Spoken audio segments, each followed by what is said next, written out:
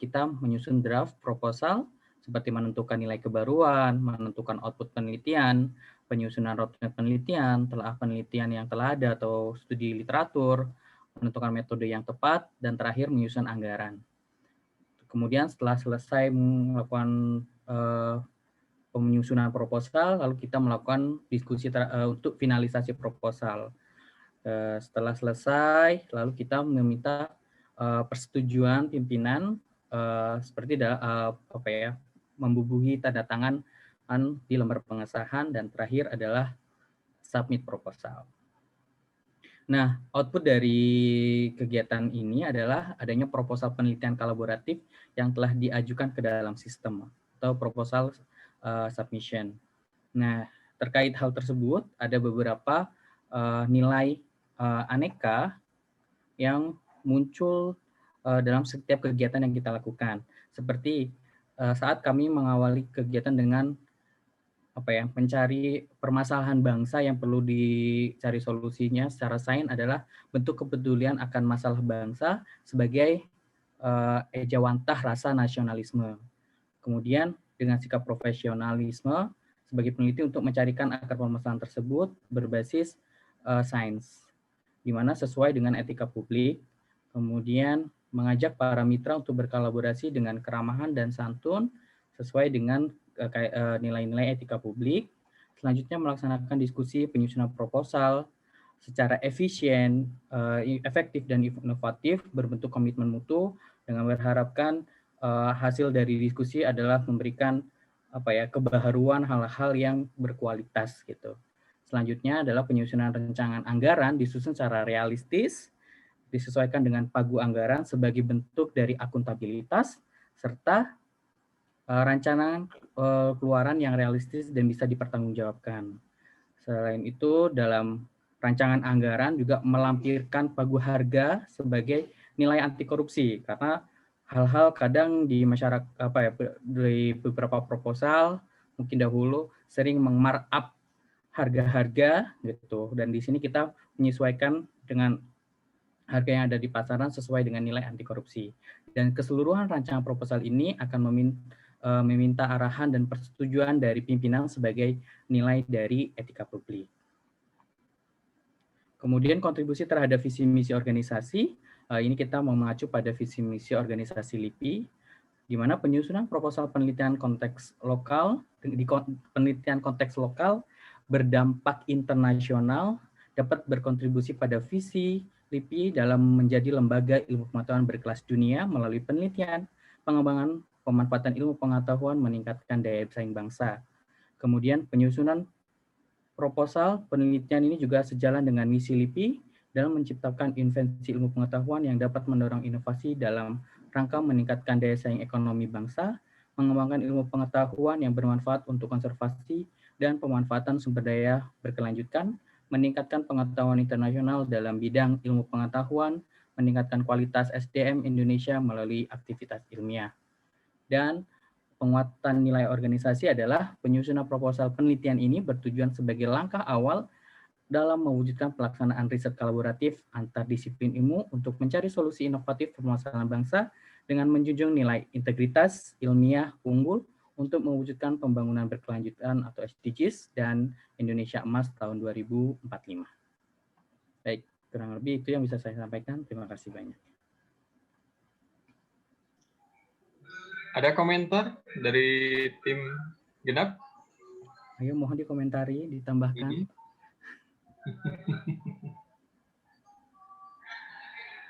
Baik, sebelum dilanjutkan rekan-rekan sekalian ke tim berikutnya, yang ingin saya pastikan, ketika nanti rekan-rekan sekalian merancang rancangan aktualisasi, yang perlu diperhatikan adalah kaitan masalah durasi waktunya, di mana untuk pelaksanaan aktualisasi itu kurang lebih 30 hari atau 1 bulan.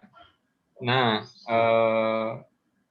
untuk kegiatan penyusunan proposal ini, apakah sampai dengan outputnya berupa proposal bisa selesai dalam waktu 1 bulan? Ini contoh saja.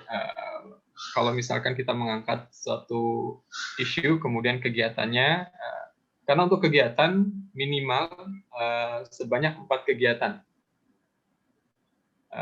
dari 10 list kegiatan yang ada idealnya.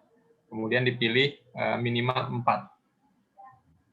Nah, dari 4 kegiatan itu otomatis kan nanti dilaksanakannya bisa jadi secara paralel atau mungkin berurutan, kurang tahu, nanti rekan-rekan sekalian yang nanti akan menentukan. Nah, sebagai contoh, kebetulan rekan-rekan sekalian, konteks dalam penelitian diawali misalkan dengan penyusunan proposal. Untuk penyusunan proposal sendiri, dengan lingkup penelitian internasional kolaboratif, ini kan sebenarnya secara cakupan memang cukup luas. Nah, apakah dalam konteks penyusunan proposal ini dapat dipastikan dalam 30 hari itu bisa sampai dengan output hasilnya berupa proposal? Jadi ini kayak tugas kelompok gitu, membuat proposal gitu ya Pak? Atau? Oke.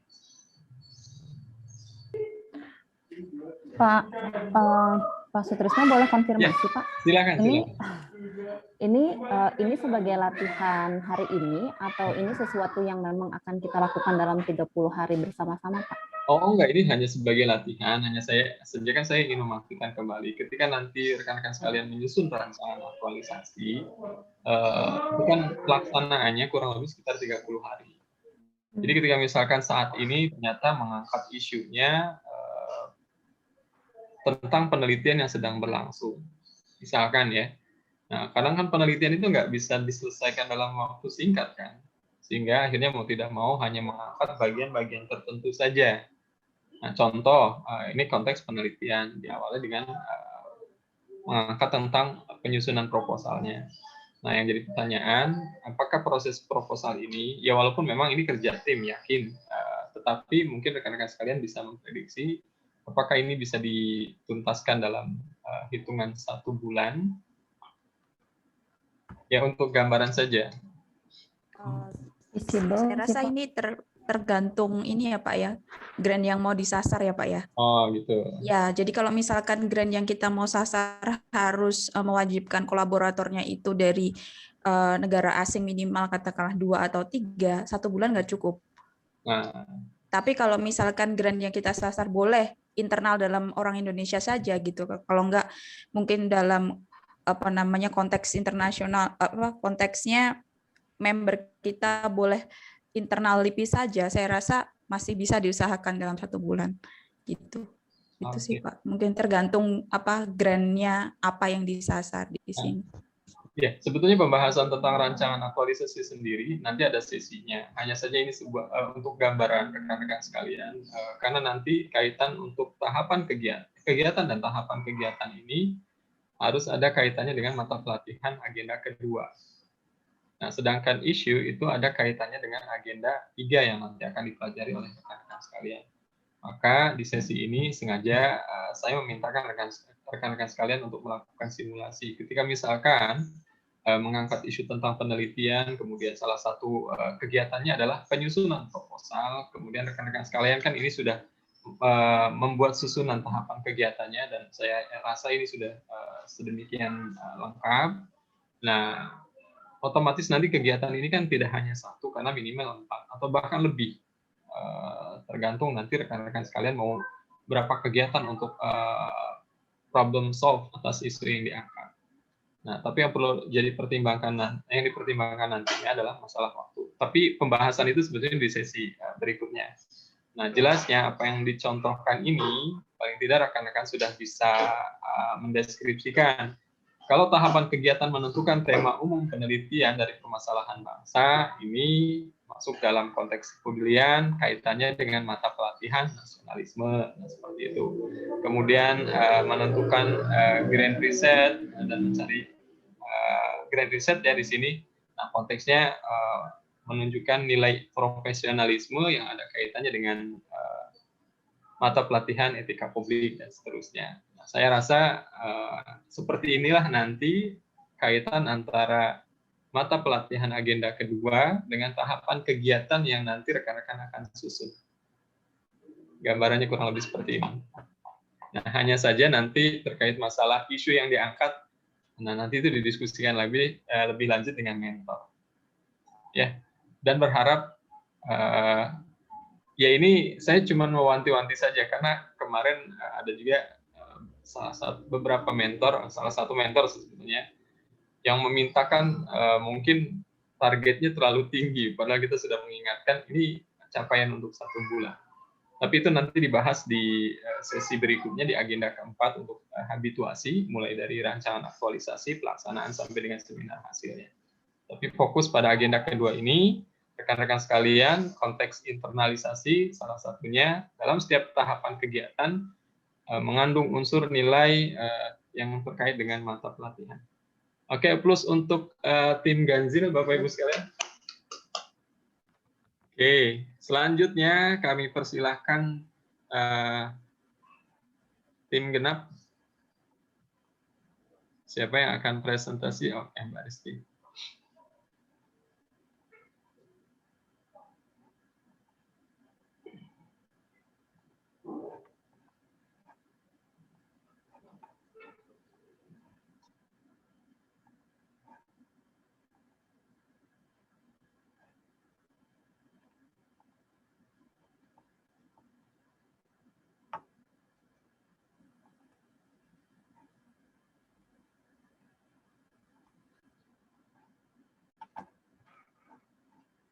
Mbak Rizky masih unmute.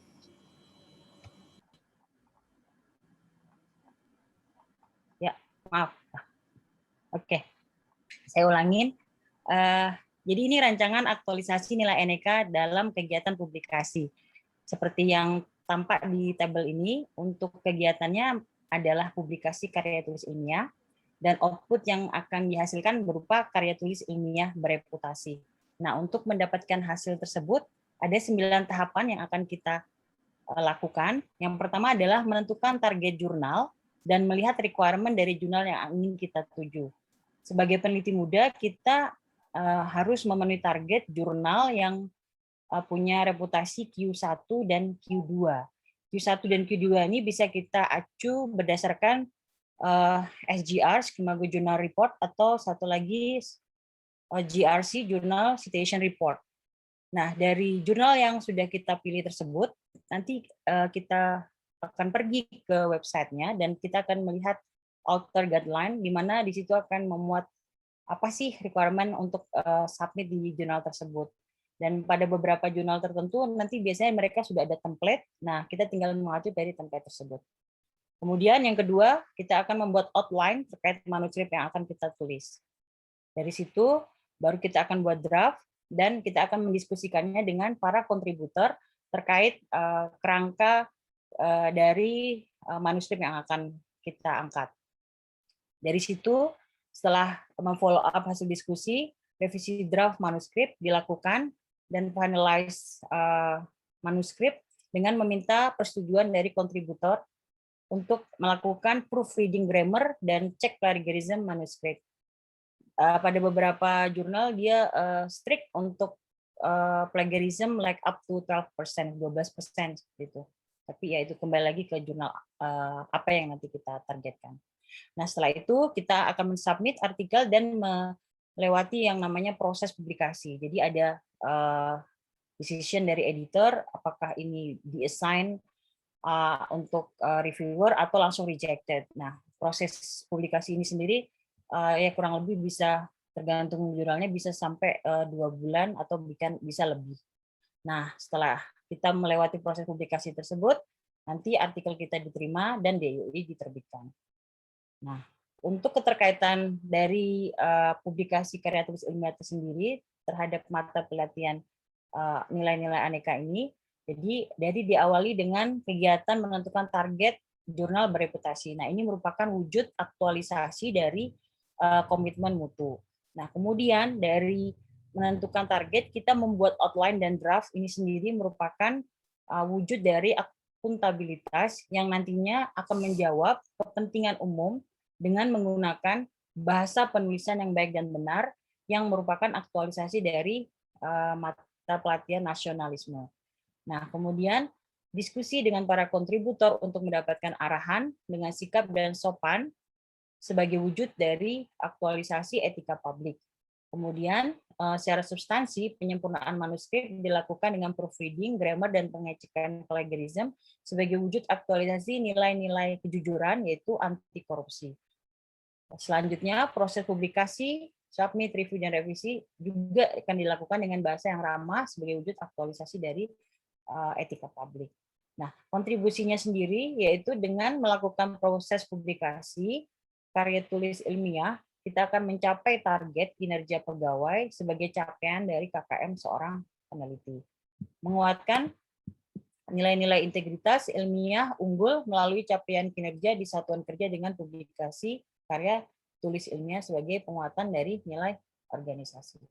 Demikian dari kami kelompok genap, saran dan masukan dari kami. Ya, terima kasih Mbak Rizky. Ada saran, komentar, masukan dari tim Ganjil?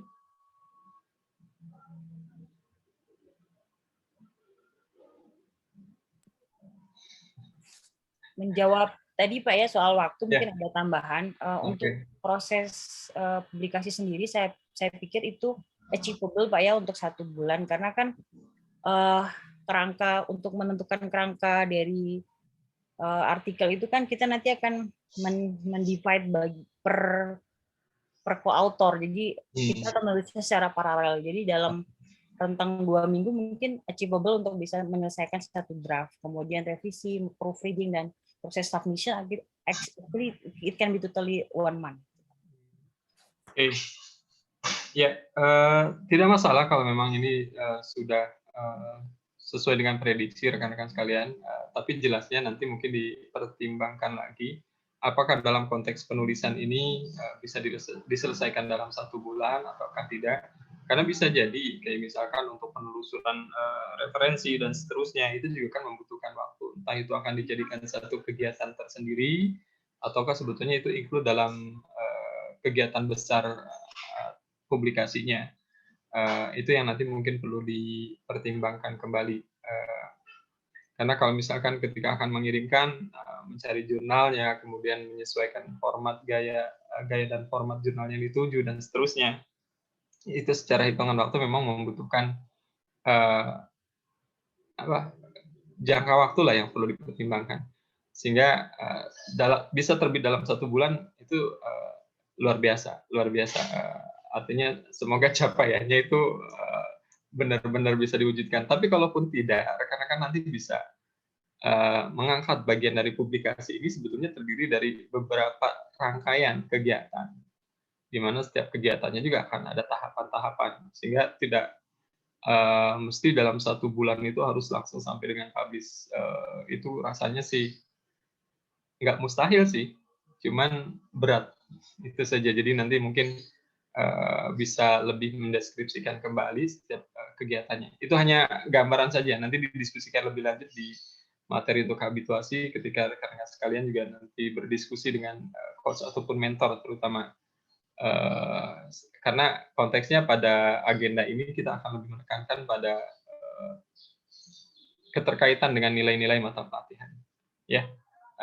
Tapi paling tidak tergambar dari setiap tahapan kegiatan muncul ini kaitannya dengan nilai substansi apa dan seterusnya. Nah, ini tergambar, artinya rekan-rekan sekalian sudah punya gambaran ketika nanti akan menyusun rancangan aktualisasi.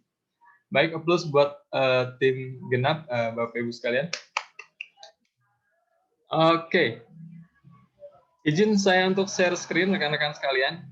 Ini sudah masuk akhir sesi pada pelatihan agenda mata pelatihan agenda kedua ini.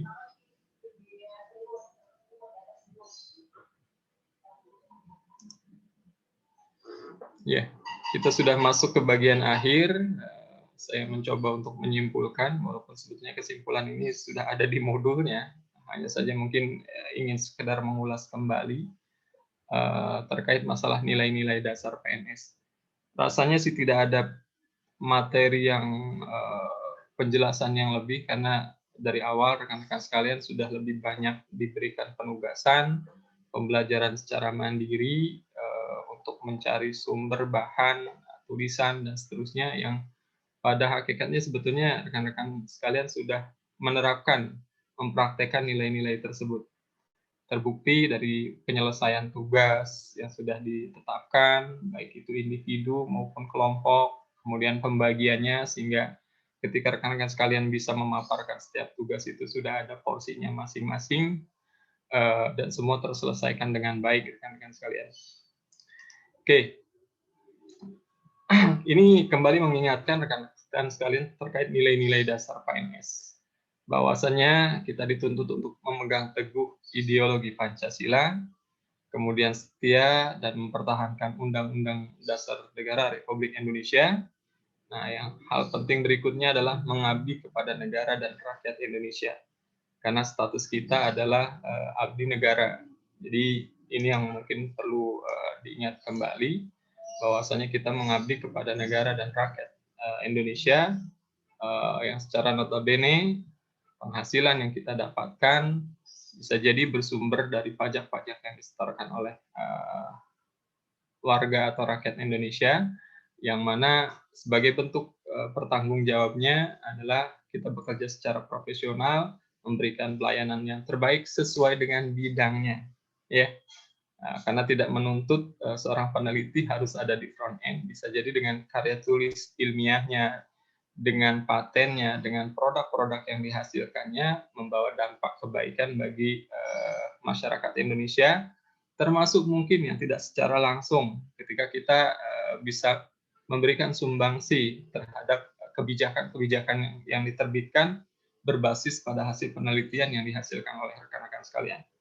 Kemudian menjalankan tugas secara profesional dan tidak berpihak, tentu saja ini harapannya, maka tidak salah rekan-rekan sekalian dipilih menjadi bagian dari ASN atau PNS, karena rekan-rekan sekalian adalah orang-orang yang telah lolos secara seleksi, ya, kemudian memiliki kualifikasi dan kompetensi. Dan berikutnya konteks tidak berpihak, ya jangan terjebak dalam lingkar politik rekan-rekan sekalian, ya. Kemudian membuat keputusan berdasarkan prinsip keahlian, tentu saja karena rekan-rekan sekalian masuk sebagai ASN atau PNS dengan background keilmuannya masing-masing. Ada yang memiliki mungkin berkutat dalam penelitian bidang geoteknologi, ada oceanografi dan seterusnya. Kemudian menciptakan lingkungan kerja yang non-diskriminatif, ya. Kemudian memelihara dan menjunjung tinggi standar etika yang luhur. Berikutnya mempertanggungjawabkan tindakan dan kinerjanya kepada publik. Nah, salah satu bentuk pertanggungjawaban salah satunya adalah kita misalkan ditargetkan dengan HKM, di mana HKM-nya salah satunya publikasi. Nah, itu juga wujud dari pertanggungjawaban terkait kinerja yang memang sudah ditetapkan pada setiap individu di PNS itu sendiri. Kemudian ini lanjutannya, setiap PNS memiliki kemampuan dalam melaksanakan kebijakan program pemerintah, ya. Karena konteks kita sebagai lembaga penelitian, biasanya kita sudah akan diberikan amanat program-program pemerintahan untuk pengembangan entah itu misalkan ketahanan pangan dan seterusnya. Kemudian memberikan layanan kepada publik secara jujur, tanggap, cepat, tepat, akurat, berdaya guna, berhasil guna, dan santun. Ya, walaupun tidak secara langsung, tapi jelasnya nilai jujur, tanggap, cepat ini sudah harus menjadi bagian dari budaya bekerja kita, Bapak Ibu sekalian. Kemudian mengutamakan kepemimpinan yang berkualitas. Oke, saat ini memang kita belum duduk dalam posisi tertentu, tetapi mungkin di lingkup KLT, entah suatu saat rekan-rekan sekalian akan ditunjuk sebagai ketua KLT, kemudian suatu saat bahkan diangkat, ya, ketika ada kesempatan untuk menjadi pejabat ranata tinggi dan seterusnya, ya. Nah, paling tidak nilai-nilai ini akan membekali untuk menjadi pemimpin yang berkualitas. Kemudian menghargai komunikasi, konsultasi, dan kerjasama. Oke, penelitian saat ini cenderung tidak dilakukan oleh sendiri, biasanya akan ada kolaborasi. Dan kami yakin dengan hasil publikasi yang sudah dihasilkan oleh rekan-rekan sekalian menunjukkan bahwasanya rekan-rekan sekalian adalah orang yang mampu memiliki kemampuan untuk berkomunikasi, konsultasi, dan kerjasama dengan baik di antara peneliti di Indonesia maupun bahkan di luar. Kemudian mengutamakan pencapaian hasil dan mendorong kinerja pegawai, mendorong kesetaraan dalam pekerjaan, dan meningkatkan efektivitas sistem pemerintahan yang demokratis sebagai perangkat sistem karir. Oke, nah satu keuntungan ketika rekan-rekan sekalian memilih jabatan fungsional berbeda ketika misalkan seseorang yang memang tidak memiliki fungsional, untuk kenaikan pangkat atau jabatan tidak serta-merta bisa diusulkan setiap 2 tahun dan seterusnya. Nah, bedanya dengan fungsional memungkinkan ketika misalkan angka kredit kita sudah mencukupi untuk jenjang tertentu, maka bisa diajukan untuk kenaikan pangkat ataupun kenaikan jabatan fungsional.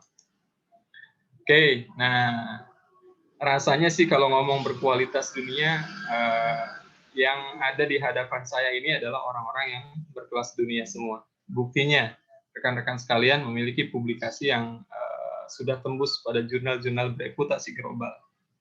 Artinya ini menunjukkan bahwasannya rekan-rekan sekalian adalah orang yang kompeten, memiliki keilmuan, wawasan yang luas, sehingga bisa menghasilkan publikasi yang diterima oleh jurnal-jurnal global. Ya, tapi balik lagi, tantangan kita ke depan tidak hanya sekedar menghasilkan karya tulis ilmiah, tentu harus menjawab juga apa-apa yang memang menjadi program pemerintah. Ya, maka dituntutlah nilai profesional, integritas, kemudian orientasi kepada kepublikan, termasuk budaya pelayanan yang tinggi, walaupun tidak kepada masyarakat, paling tidak mungkin sesama peneliti atau mungkin di lingkup keilmuannya. Dan yang berikutnya adalah berwawasan global. Ya, nah harapannya masing-masing kita menjadi PNS yang paripurna. Artinya paripurna di sini memiliki knowledge, attitude, dan skill, ya, dan satu hal lagi, kreatif dan produktif. Ya, tidak hanya dari sisi pemenuhan kompetensi, tetapi kita juga dituntut untuk kreatif dan produktif, sehingga kita akan bisa menjalankan program atau mungkin sasaran kinerja ataupun target yang sudah ditentukan, ya, di mana diharapkan kita menjadi PNS yang seutuhnya. Nah, ini saya mengutip tulisan dari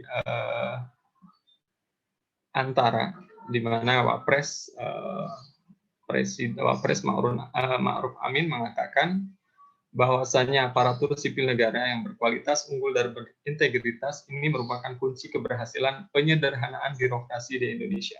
Ya, keberhasilan reformasi birokrasi sangat ditentukan oleh sumber daya manusia yang unggul dan berintegritas, yang sangat dibutuhkan sebagai agen perubahan untuk kemajuan.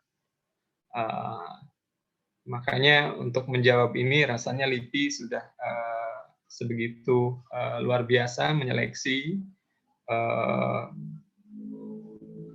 pada rekrutmen untuk calon pegawai negeri sipilnya. Kayaknya baru tahun-tahun lalu dan tahun ini yang rekrutmennya didominasi lebih banyak lulusan-lulusan luar negeri atau yang mungkin sudah menyelesaikan program S3 dan seterusnya. Ya. Nah, berikutnya ini saya juga mengutip wawancara Sri Mulyani terkait masalah PNS teladan. Kita ingat nanti ada program namanya PNS teladan, anugerah PNS teladan yang diselenggarakan oleh Kemenpan RB. Walaupun konteksnya untuk peneliti bisa jadi ranahnya bukan hanya PNS teladan, tetapi lebih ke publikasi, kemudian mendapatkan royalti dan seterusnya. Tetapi dalam lingkup ASN ada program namanya penganugerahan ANS inspiratif, kemudian teladan, dan apa gitu satu lagi. Nah, di lingkungan Kementerian Keuangan kebetulan memang ada 2 orang yang diberikan penganugerahan, ya, 2 pegawainya. Satu Pak Dwi Teguh Widodo yang menjadi pejabat pimpinan tinggi Pratama Teladan, kemudian ada Mas Jaya Setiawan Gulo sebagai PNS inspiratif. Nah, keduanya ini dipilih oleh Kemenpan RB berdasarkan kompetisi dan kriteria yang ketat dari seluruh ASN di Indonesia. Nah, Sri Mulyani menyatakan bahwasanya beliau sangat yakin banyak pegawai di lingkungannya yang memiliki perjalanan karir yang luar biasa seperti mereka. Mereka adalah orang seperti kita semua. Nah, yang membedakan adalah keinginan melakukan yang terbaik untuk negara Indonesia dan untuk masyarakat dimanapun dan dalam tugas apapun yang diemban. Nah, itulah dedikasi luar biasa, jauh melebihi tugas dan tanggung jawab yang diberikan. Ya, dan prestasi tersebut dan banyak apresiasi lainnya menunjukkan bahwa banyak pegawai di lingkungannya yang berdedikasi melebihi apa yang menjadi tugas dan tanggung jawabnya. Mencintai pekerjaan sebagai ASN dan menjalaninya dengan sepenuh hati adalah wujud nyata dalam mencintai Indonesia. Jangan lelah mencintai Indonesia, SDM unggul, Indonesia maju. Nah, perlu rekan-rekan sekalian ketahui bahwasanya penganugerahan ASN teladan ini pun sebetulnya diikuti beberapa calon, termasuk diantaranya ada dari LIPI. Hanya saja memang ketika seleksi gugur di tahap berapa gitu. Nah, berharap ke depan justru rekan-rekan sekalian inilah yang akan menjadi salah satunya ya menjadi ASN yang berprestasi atau ASN teladan. Harapannya seperti itu rekan-rekan sekalian. Oke. Ini quote yang ingin saya ajak bersama kepada rekan-rekan sekalian, bahwasanya saat ini adalah saatnya bekerja, bukan bicara, berkarya, bukan bergaya, beraksi, bukan pasang aksi, buat prestasi, bukan basa-basi. Rasanya quote ini sebetulnya sudah agak basi, bukan sudah agak basi lagi, sudah basi buat rekan-rekan sekalian. Karena apa? Sudah ada buktinya. Followers-nya sudah banyak, publikasinya sudah banyak. Tetapi ya, jangan berhenti sampai dengan jangan bangga dengan apa yang sudah diperoleh. Justru ketika masuk institusi LIPI ini, berkarirlah, cemerlanglah dengan banyak prestasi lebih.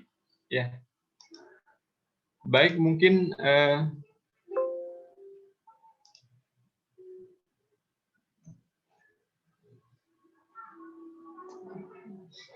akhirnya, rekan-rekan sekalian, ini saya mengutip tulisan dari Napoleon Hill yang menyatakan, jika Anda tidak dapat melakukan hal-hal yang besar atau hebat, maka lakukanlah hal-hal yang kecil dengan cara yang hebat. Rasanya sih pepatah ini sudah dipatahkan dengan hasil karya rekan-rekan sekalian melalui banyaknya publikasi yang dihasilkan. Terus berkarya, jadilah PNS yang produktif, ya. Apapun kejadiannya ke depan, entah itu masih tetap LIPI atau bergabung ke BRIN atau apapun, niatkan kita dari awal adalah menjadi peneliti yang bekerja pada institusi apapun lah. Jelasnya sesuai dengan niatan kita untuk menjadi peneliti, maka berkaryalah. Ya, perubahan ya pasti akan terjadi. Semoga dengan perubahan itu, walaupun mungkin di lingkungan rekan-rekan sekalian banyak yang gamang ya, karena kondisinya banyak di beberapa kementerian di litbangnya itu menjadi galau dengan penggabungan BRIN dan seterusnya. Tapi kami yakinkan kembali, rekan-rekan sekalian dipilih mendaftar untuk menjadi peneliti, maka bekerjalah sebagai peneliti dimanapun itu nanti ditempatkan. Ya, baik itu menjadi LIPI ataupun BRIN ataupun apapun, tetap niatan awal sudah harus tetap diluruskan kembali. Ya, luruskan niat, sempurnakan ikhtiar, kurang lebih seperti itu. Oke, Mbak Yokta, ada tambahan kah atau mungkin? Udah cukup. Baik, rekan-rekan sekalian, sekarang sudah waktu menunjukkan 1.40. Tinggal 5 menit lagi. Hanya saja saya ingin menyampaikan, nanti kami akan mengirimkan evaluasi terkait masalah pelaksanaan pelatihan, terutama pemanfaatan e-learning ya, untuk pembelajaran agenda kedua.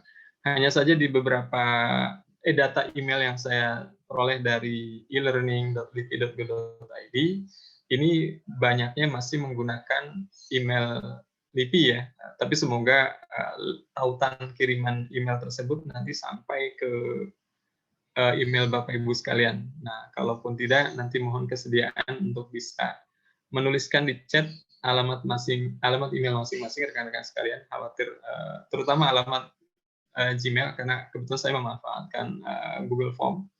Jadi mohon kesediaan untuk bisa menuliskan alamat emailnya untuk kami mengirimkan semacam kuesioner terkait masalah pelaksanaan pembelajaran sinkronus dan asinkronus untuk agenda kedua ini. Ada hal yang ingin ditanyakan atau mungkin didiskusikan? Pak, Suciptono tidak diselesaikan ya Pak? Kangen sama Suciptono ternyata. Baiklah, di akhir sesi ini saya ajak rekan-rekan sekalian untuk menyaksikan final dari film Suciptono.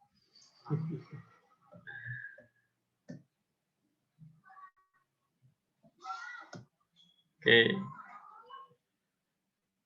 Izin saya untuk share screen ya. Ternyata kangen juga Mas Suciptono.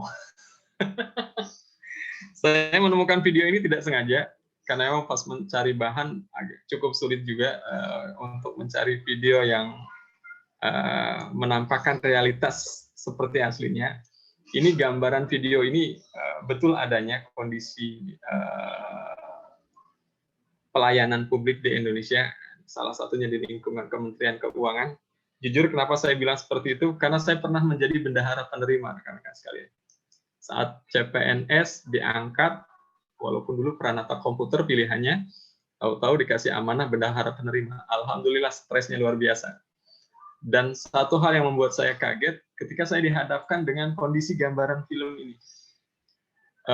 Dulu pengajuan untuk uang persediaan, atau TUP, itu nggak mudah, Bapak Ibu sekalian. Jadi kalau dokumen itu sudah bertumpuk di meja pelayanan, kalau pengen berpindah dari bawah ke atas, maka siapkanlah amplop. Mengajukan, dulu pengajuan itu menggunakan disket, belum menggunakan flash disk. Nah, di bagian loket pelayanan, kalau pengen cepat, masukkanlah uang. Itu perang batin saya di saat itu. Cuman kalau nggak dilaksanakan, kebetulan waktu itu memang dikawal sama senior. Jadi saya masih belajar dan seterusnya. Tapi di situ perang batin luar biasa. Kok kayak gini gitu? Karena memang saya dulu pernah di swasta dan merasakan bagaimana pola kerja yang sangat jauh berbeda. Oke, kita saksikan sebelum mengakhiri. Mohon maaf kalau misalkan ini jadi melebihi waktu, tapi semoga ini menjadi pembelajaran rekan-rekan sekalian.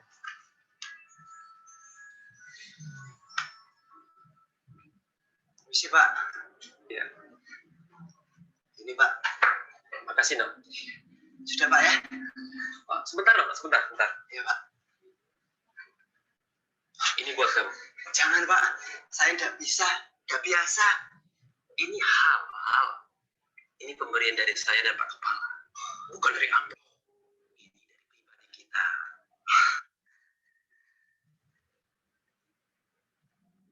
Kalau ditolak, nggak sopan. Ini tabungan buat sekolahmu dari saya dan Pak Kepala.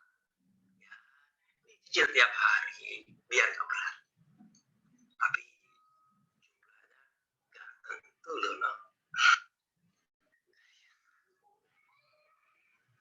Makasih Pak. Beda iman sekali. Isi dulu.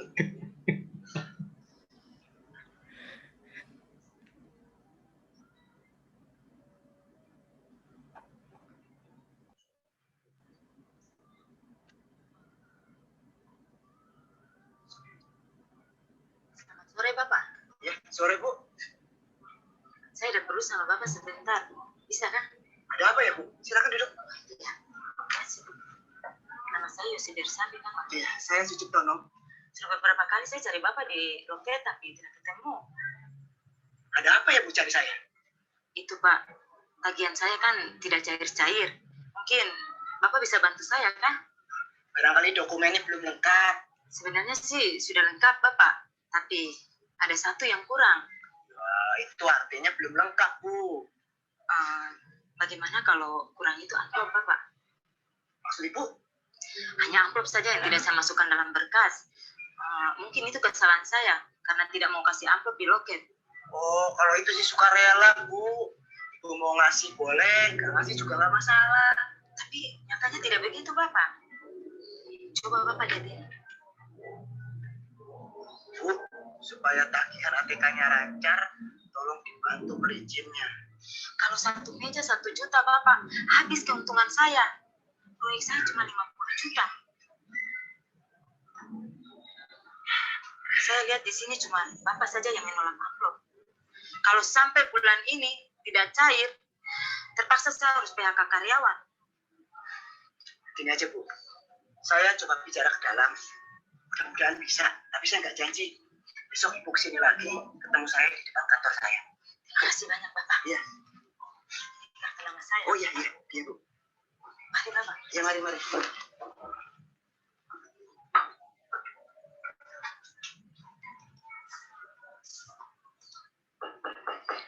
Masuk. Permisi, Pak. Saya mau ngadep. Silakan duduk. Ada yang ingin saya bicarakan, Pak. Coba saya dengar. Begini, Pak. Ada pengusaha yang aset perusahaannya itu tinggal 50 juta. Dia meroyek di sini. Kalau tiap loket dia bayar 1 juta, bisa bangkrut perusahaannya, Pak. Karyawannya digaji pakai apa? Kasihan kan, Pak? Aturannya memang begitu, no. Kalau dia siap proyek, ya harus siap kayak gini. Kalau dia nggak sanggup, ya sebaiknya jangan meroyek. Gini aja, Pak. Bagaimana kalau separuhnya dia yang bayar dan selebihnya pakai uang saya? Boleh kan, Pak? Loh, kamu tuh kalau lugu jangan kebangetan. Kalau satu kamu gituin, nanti semuanya minta kamu talangin. Sanggup apa? Sudah. Bilang ke dia, enggak bisa. Tapi kalau kamu nalangin ya, nalangin separuh ya nggak apa-apa. Itu sudah aturan main di sini. Ya wis, Pak. Kalau begitu saya permisi dulu, Pak. Ya wis, kamu kerja dulu. Iya, Pak.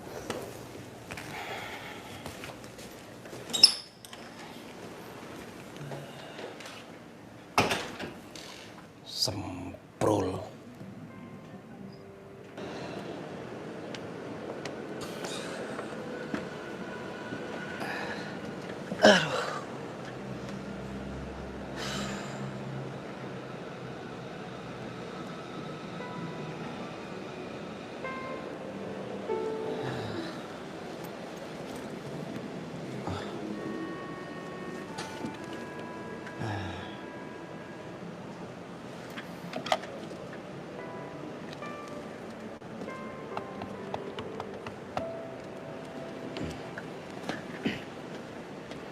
Halo?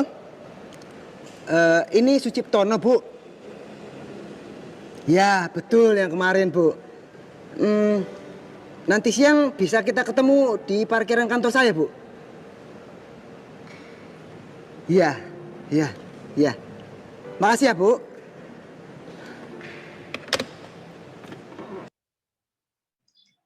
Oke, rekan-rekan sekalian, film itu akhirnya ada pada pilihan.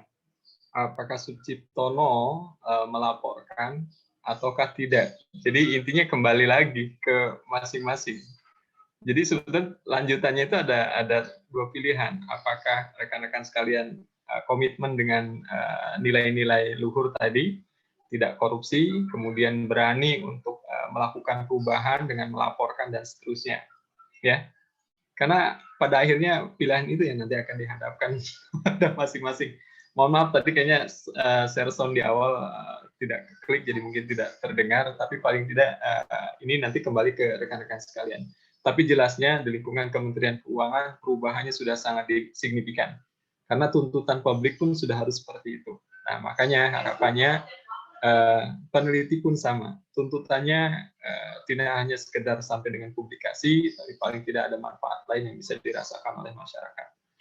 Mungkin itu saja rekan-rekan sekalian, mengakhiri sesi agenda 2 pada pelatihan Latsar ini.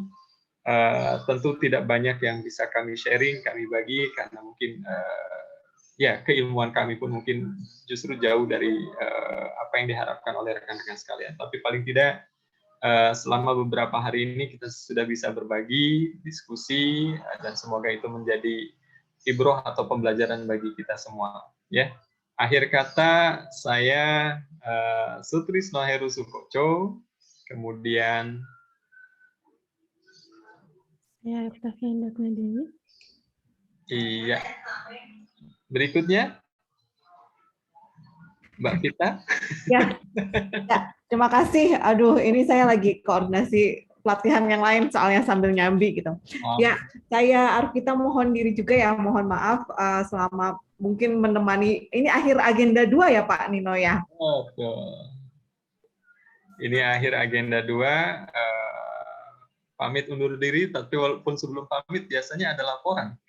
Saya nggak enak nanti. Ya, Pak. Nah, itu dia biasanya diomelin sama ketua kelas. Ya, izin ambil alih Pak ya. Ya. Duduk siap, gerak. Salam latsar. Disiplin. Disiplin. Lapor peserta pelatihan dasar CPNS LIPI golongan 3 Angkatan 3 kelompok 1 tahun 2021, jumlah 10 orang hadir lengkap dan telah mengikuti pembelajaran. Laporan diterima dan bubarkan. Bubarkan. Baik teman-teman, sebelum kita mengakhiri pembelajaran kali ini, ada baiknya kita berdoa supaya apa yang kita dapatkan bisa bermanfaat buat kita semua.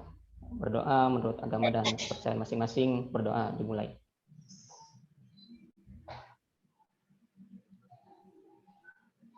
Doa selesai, istirahat di tempat, gerak. Terima kasih. Ya, baik, terima kasih banyak rekan-rekan sekalian. Akhirnya saya dan tim pamit undur diri dari hadapan rekan-rekan sekalian. Mohon maaf apabila ada perilaku kami atau mungkin kata-kata kami yang kurang berkenan, mohon dimaafkan. Dan segera nanti kami akan mengirimkan kuesioner melalui email rekan-rekan sekalian. Akhir kata, billahi taufiq wal hidayah. Assalamualaikum warahmatullahi wabarakatuh. Waalaikumsalam warahmatullahi wabarakatuh. Nggak ada bonus ya Pak? Oh iya bonus. Bonus nggak ada ya? Nggak ada foto bersama nih ceritanya nih. Iya nih, Mas Ocit gimana nih? Mas Ocit foto dong. Iya. Nah, Gemes banget gitu. LIPI. Siap. LIPI apa lobster nih? Saya kangen lobsternya nih ya, Mas. Aduh. Siap. Ditunggu di Lombok nanti, Pak. Wah, siap. Gimana abang-abangnya Mas Ocit? Ini siapa yang screenshot nih? Kang Ocit nih kayaknya nih. Alhamdulillah kelihatan juga Kang Ocit. Akhirnya muncul muka Mas Ocit. Ini dia orangnya. Oh ya Allah Mas, tuh kamu tuh udah ditunggu-tunggu loh sama teman-teman. 1, 2, LIPI 3, 4, 5. Oh, banyak banget ya. Mbak Punten, Mbak Rizky-nya nggak kelihatan, Mbak Ayu. Oh iya Mbak Rizky nih. Mbak Rizky matiin ini layar. Layar lagi background. Iya. Halo Mbak Rizky. Lagi dandan dulu kayaknya. Gimana sih? Nah ini. Matiin layar Mbak Rizky. Nah. Iya udah. Kelihatan cantiknya tuh kan. Ya. 1, 1, 2, 2, senyum. Senyum. Ya. Oke, terima kasih banyak rekan-rekan semua. Kami pamit undur diri sampai berjumpa di sesi berikutnya. Oke, Sesi terakhir sama Bapak lagi deh kayaknya. Oh iya. Nggak, agenda 3 kayaknya bukan. Agenda 3 kayaknya bukan. Izin ya rekan-rekan sekalian, izin live meeting. Oke, terima kasih banyak. Izin live. Ya. Mbak Rizky dari Satker mana? P2O. Oh, P2. Oh, iya, lupa. Luar biasa ya. Teman-teman izin menginfokan, Mbak. Ya. Untuk yang mentornya yang menggunakan email LIPI bisa diinfokan ke mentornya untuk email alternatif yang lain, Mbak ya. Oh iya. Maksudnya Mas Rosid, kan kemarin dari data yang sudah kita peroleh itu teman-teman mentor teman-teman Bapak Ibu mentornya teman-teman itu ada yang menggunakan email LIPI gitu ya. Ya kalau maksudnya gini, kadang kita email LIPI itu nggak aktif dibuka gitu ya, takutnya ada informasi terkait nanti penilaian itu nanti mohon dikonfirmasi dan diinfokan ke Mas Rosid gitu ya. Untuk email yang lainnya yang kalau bisa sih yang memang aktif dibuka gitu ya, yang kayak apa ya sehari-hari kita kontrol gitu. Tapi kalau misalnya memang dikonfirmasi, oh iya saya aktif nih pakai email ini terus kok gitu. Nah itu juga pokoknya dikonfirmasi aja gitu bahwa email ini aktif dan maksudnya rutin dibuka setiap hari begitu ya, karena takutnya nanti ke depan Bapak Ibu pengampu itu harus memberikan nilai melalui email gitu ya, terutama pada saat nanti mentoring dan coaching itu nanti ada form-form penilaian yang dari tim kita itu akan di-share melalui email ke mentornya gitu. Terus ada lagi Mas Rosid? Mungkin cukup Mbak gitu Mbak, itu aja yang paling urgent sih ya. Oh ya, sementara itu dulu, nanti teman-teman nanti diinfokan lagi ya dari di grup gitu ya. Terus mungkin kalau terkait nomor kontak juga yang pokoknya yang aktif lah ya, semuanya dikonfirmasi yang aktif begitu ya, karena mungkin nanti akan dimasukkan ke grup gitu ya untuk mempermudah koordinasi baik terkait informasi-informasi apapun, takutnya ada yang belum buka email atau belum mengirimkan apapun, nanti untuk memudahkan koordinasi kita ada WA group untuk mentornya gitu. Itu ya teman-teman semua, dan silakan sudah mulai komunikasi dengan mentornya masing-masing ya, karena kemarin kita udah ada undangan penyamaan persepsi, mudah-mudahan sudah mulai punya gambaran gitu ya teman-teman. Tadi saya lihat juga kalau dari nanti istilahnya gambarannya begitulah ya, untuk proses aktualisasinya itu seperti itu, yang jadi yang jadi pembatas gitu ya, itu waktu ya, mohon diperhitungkan waktu yang hanya 1 bulan tadi gitu ya, ininya ya ketercapaiannya gitu ya, kita harus menentukan batasannya sampai di mana, dan itu harus nanti memang harus sesuai gitu ya antara yang sudah direncanakan pada saat nanti ini menyusun rancangan, kemudian nanti teman-teman habituasi untuk aktualisasinya itu seperti apa sampai nanti dipresentasikan di akhir. Itu sih, itu aja pesan dari kita. Yang habituasi 1 bulan itu periodenya dari kapan sampai kapan ya? Nah, nanti itu sebenarnya akan dipaparkan di hari ke-19 ya. Nanti itu ada penjadwalan kapan dimulai habituasi.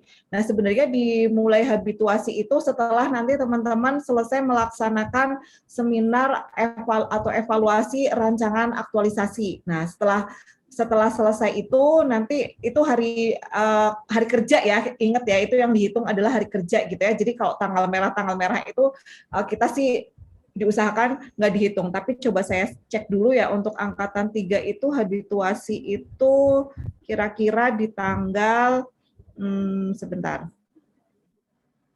Mulai habituasi ya, aktualisasi ya.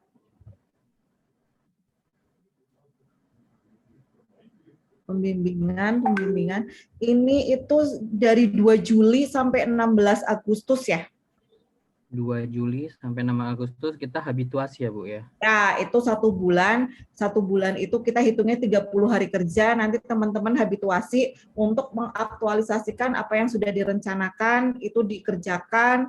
Nanti pokoknya dipaparin di hari ke-19 ya, terkait ada form-form apa yang mungkin, bukan yang mungkin ya, yang harus diisi, itu nanti di hari ke-19 teman-teman nanti dipaparkan.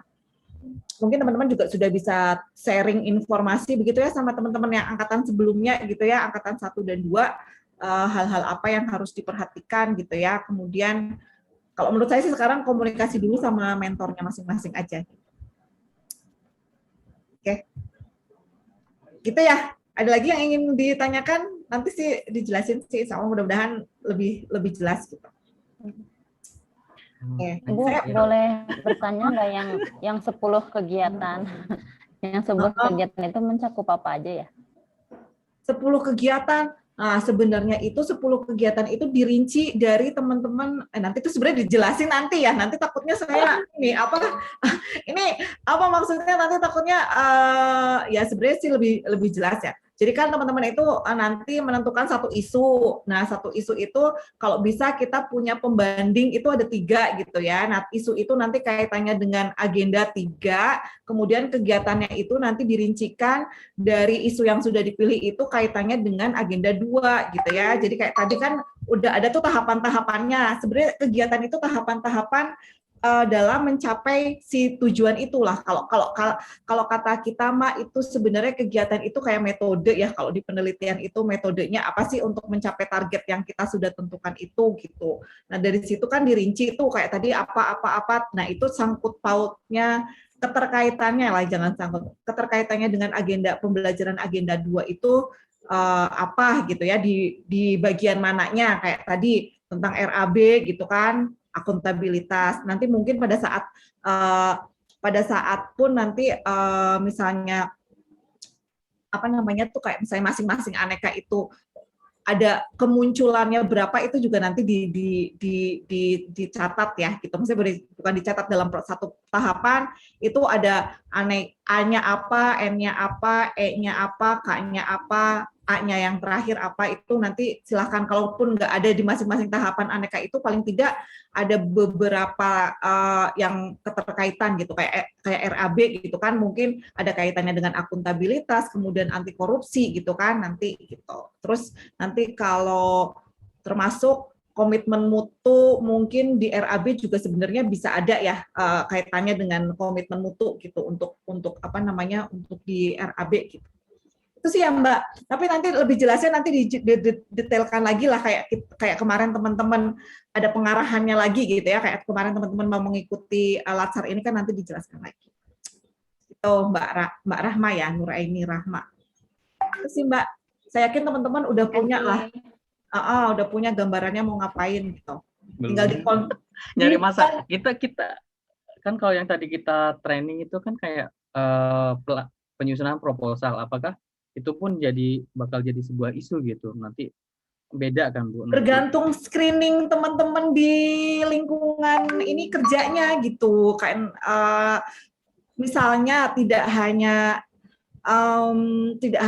maksudnya kalau proposal itu kan sebenarnya udah keterkaitannya teknis banget ya gitu.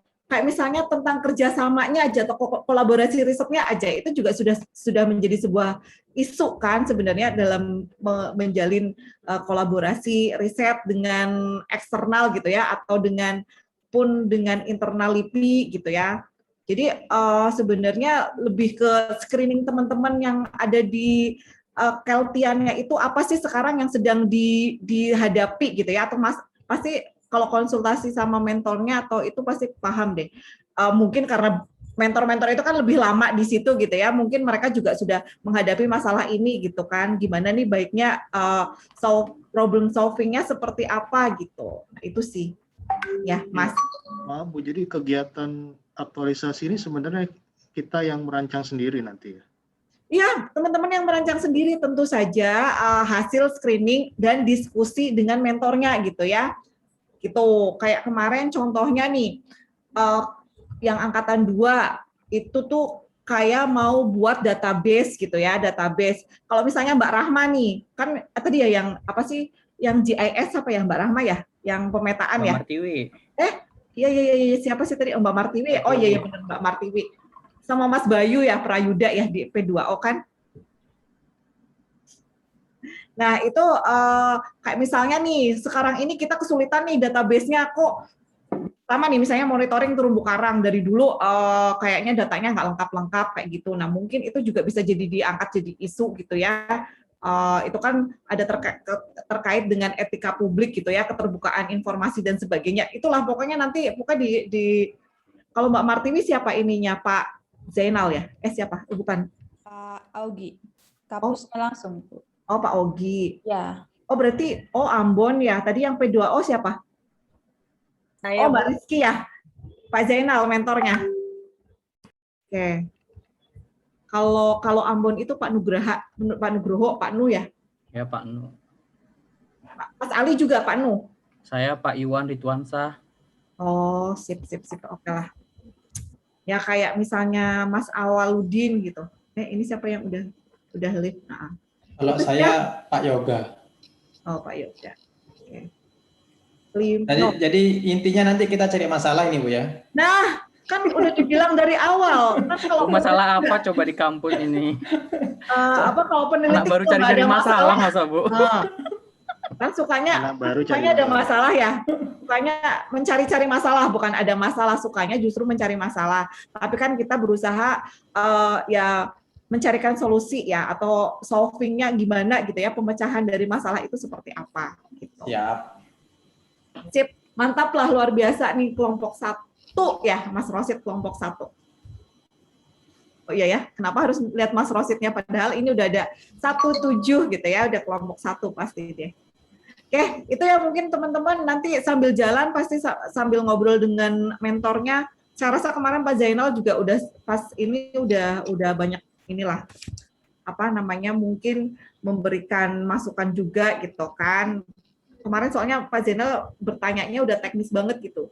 Jadi teman-teman nanti kalau masalah 10 kegiatan itu sih sebenarnya ada minimalnya ya, minimal dan maksimal gitu. Nanti dijelasin lah pokoknya di hari ke-19 itu. Yang penting sebenarnya itu yang penting bagaimana teman-teman mengaktualisasikan nilai-nilai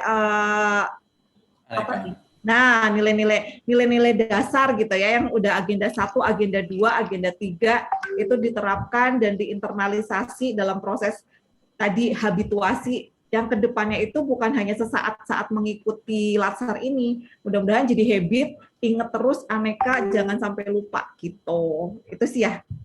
Ini kayak bimbingan khusus nih hari ini, kelompok 1.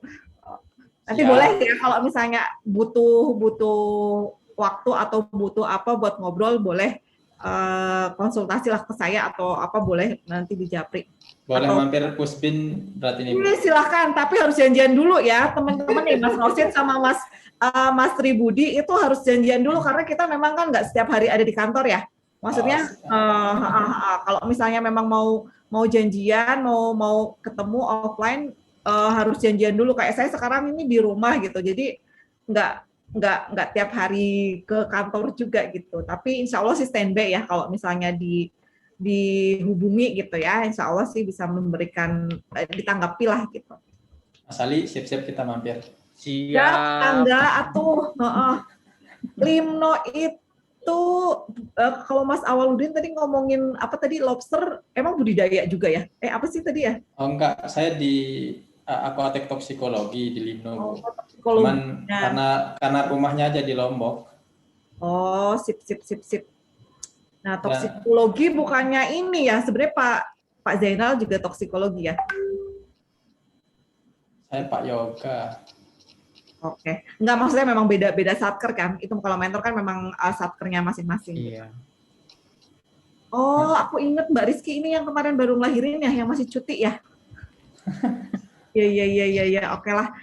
Yang penting lancar deh ya Mbak. Maksudnya kemarin angkatan berapa? Angkatan 3 apa ya kalau nggak salah yang mau cuti gitu kan, mau nggak ikut ini gitu. Saya bilangnya sih kan ini online lah ya, berusaha untuk tetap diikuti karena kayaknya untuk ikutlah lagi yang tahun depan atau selanjutnya agak-agak sulit gitu ya. Oke, itu aja ya teman-teman. Selamat istirahat. Selamat berarti ini karena udah hari terakhir. Sabtu Minggu nih free nih, kayaknya nggak ada tugas gitu ya. Jadi selamat istirahat, bersama keluarga lah ya, terutama gitu, bersama teman atau bersama siapalah yang orang-orang terdekat teman-teman semua. Istirahat. Ini hasil istirahat Bu, kayaknya SKP habis ini mikirin. Oh iya, saya juga belum bikin SKP.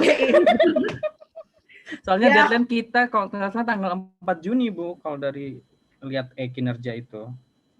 Iya sih ya, aduh bener teman-teman ngingetin, semalam saya juga sebenarnya udah ngebahas SKP ini sama Mas Tribudi, cuma masih bingung ya, karena sebenarnya justru kalau teman-teman itu kalau bukan di SDM pendukung, itu fokus ke fungsionalnya. Nah beda dengan kami yang ada di pendukung juga gitu ya, walaupun kita fungsional, jadi tugas-tugas yang kita kerjakan sehari-hari ini justru banyak sebagai tugas tambahan. Nah itu yang sebenarnya kalau peneliti ya itulah punya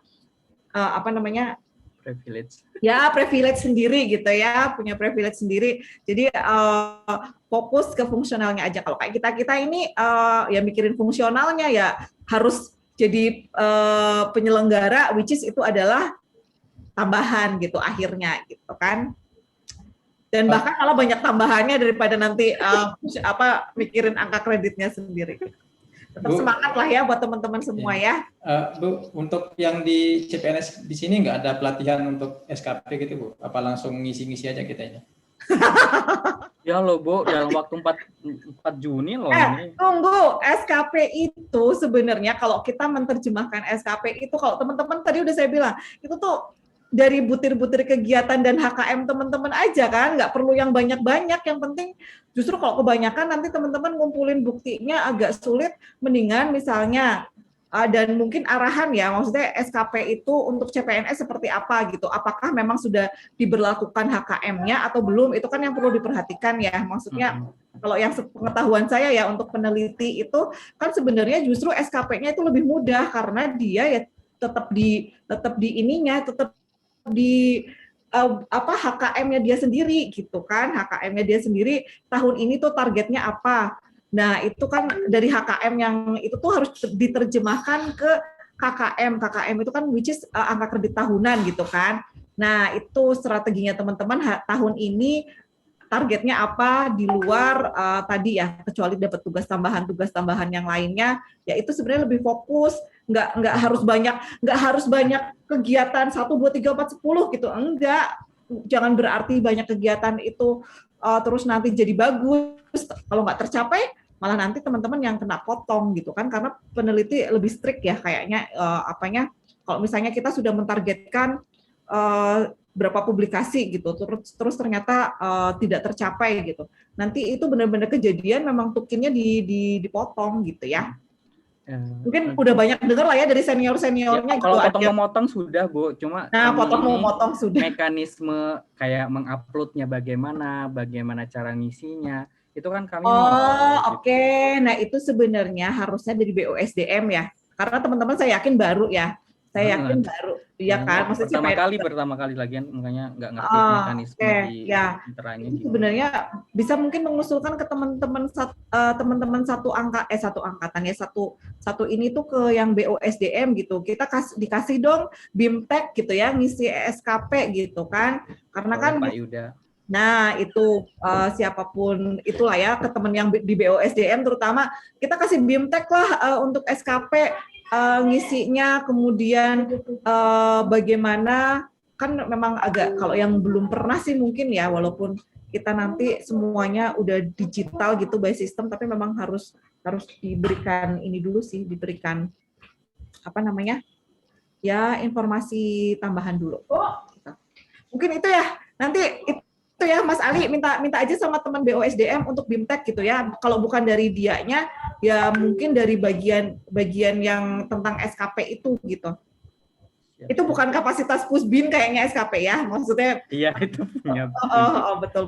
Tapi kalau menurut saya sarannya begitu ya, silahkan ke BUSDM gitu. Itu ya. Terima kasih semuanya ya, sampai ketemu hari Senin. Assalamualaikum. Waalaikumsalam warahmatullahi wabarakatuh. Indah lapak yo. Ciao in the few minutes.